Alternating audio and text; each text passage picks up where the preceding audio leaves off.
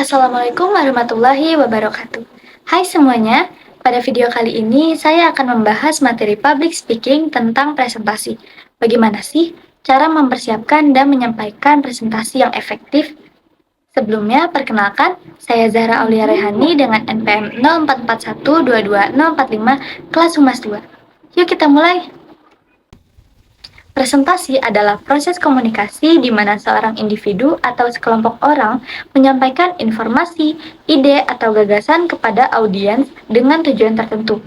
Biasanya presentasi menggunakan alat bantu visual seperti slide PowerPoint dan melibatkan kemampuan berbicara di depan umum. Tujuannya bisa bermacam-macam, dari mulai memberikan informasi hingga meyakinkan audiens untuk mengambil tindakan tertentu. Sebelum kita mulai presentasi, ada beberapa hal dasar yang harus kita persiapkan. Yang pertama, menganalisis acara. Untuk mengendalikan suatu acara, kita perlu melakukan analisis terkait dengan penyelenggara, siapa saja yang terlibat, dan hal yang lainnya terkait dengan acara tersebut. Di antaranya, organisasi apa yang menyelenggarakan, apa tujuan organisasi tersebut, seberapa resmi acara tersebut, apa sifat acara tersebut, apa yang diharapkan dari diri saya, apakah ada pembicara lain, dan jika ada, siapa orangnya dan apa yang mereka bawakan. Dan mereka akan berbicara sesudah atau sebelum saya. Dan jangan lupa untuk menanyakan berapa lama waktu atau durasi yang disediakan untuk saya. Yang kedua, meninjau profil pendengar atau memahami audiens. Kita perlu memahami audiens, seperti perkiraan seberapa banyak audiensnya, siapa mereka, apa latar belakang mereka, apa yang mereka tahu tentang topik ini, dan apa yang mereka harapkan dari presentasi kita.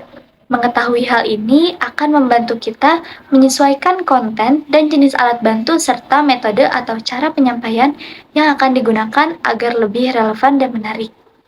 Selain itu, kita juga perlu menyesuaikan gaya bahasanya.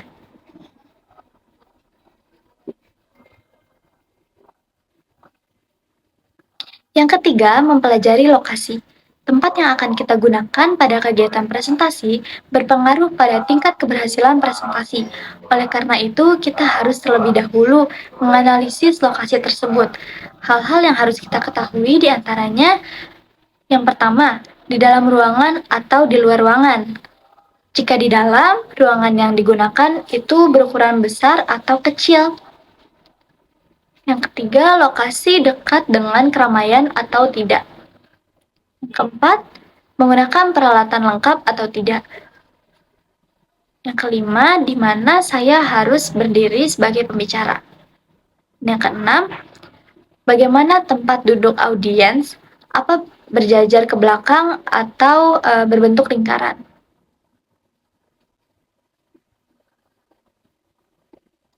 Menetapkan sasaran dan tujuan. Setelah persiapan dasar, kita juga perlu menetapkan sasaran dan tujuan yang jelas. Kita harus menentukan tujuan presentasi kita. Misalnya, apakah kita ingin memberikan informasi, memotivasi, atau meyakinkan orang lain atau audiens untuk melakukan sesuatu. Biasanya itu dapat kita tentukan setelah kita sebagai pembicara menganalisis terlebih dahulu seperti yang sudah disebutkan pada tahap pertama. Misalnya contoh, tujuannya bisa seperti memberikan informasi tentang pentingnya manajemen waktu bagi mahasiswa, atau mengajak mahasiswa untuk bergabung dalam organisasi kampus.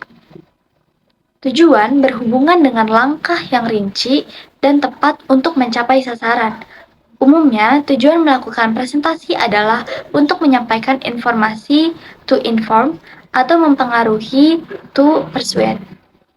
Untuk menetapkan sasaran dan tujuan yang baik, ada beberapa pertanyaan yang perlu diajukan. Antara lain, mengapa saya memberikan presentasi? Mengapa mereka sebagai penyelenggara meminta saya untuk mengisi acara tersebut?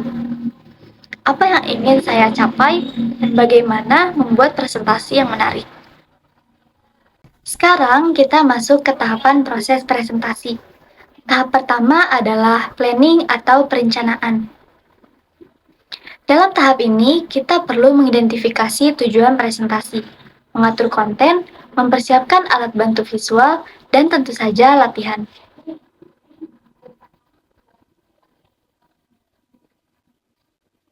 Pada saat planning, sebagai pembicara tentu mempersiapkan materi. Berikut tahapannya.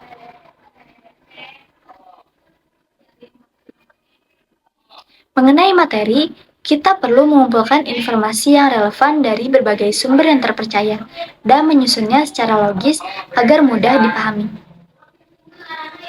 Buatlah kerangka presentasi yang mencakup pengantar, isi, dan penutup. Pastikan setiap bagian saling terkait dan mendukung tujuan utama presentasi. Jangan lupa untuk membuat slide atau alat bantu visual lainnya yang mendukung poin-poin penting dari presentasi. Gunakan gambar, grafik, dan diagram untuk menjelaskan konsep yang kompleks. Terakhir, latih presentasi beberapa kali untuk meningkatkan kepercayaan diri dan kelancaran. Mintalah umpan balik dari orang lain dan lakukan perbaikan yang diperlukan. Tahap kedua adalah delivering atau menyampaikan presentasi. Mulailah dengan pengantar yang menarik untuk menarik perhatian audiens, misalnya dengan cerita, pertanyaan, atau data yang mengejutkan. Sampaikan materi dengan jelas dan tepat. Hindari penggunaan istilah teknis yang sulit dipahami. Gunakan bahasa tubuh dan intonasi yang sesuai untuk menekankan poin-poin penting. Libatkan audiens dengan mengajukan pertanyaan atau melibatkan mereka dalam diskusi. Tahap ketiga adalah handling atau menangani sesi tanya-jawab. Siapkan diri untuk kemungkinan pertanyaan yang mungkin diajukan. Dengarkan dengan baik sebelum menjawab, dan berikan jawaban yang relevan. Jika tidak tahu jawabannya, lebih baik jujur dan tawarkan untuk mencari tahu setelah presentasi. Yang terakhir, tahap closing atau menutup presentasi. Ringkas kembali poin-poin penting dari presentasi. Jelaskan langkah selanjutnya atau ajakan untuk bertindak dan ucapkan terima kasih kepada audiens atas waktu dan perhatian mereka. Dengan mengikuti tahapan-tahapan ini, presentasi kita akan berjalan lebih terencana, terarah, dan teratur. Semoga video ini bermanfaat dan sampai jumpa di video berikutnya. Terima kasih. Assalamualaikum warahmatullahi wabarakatuh.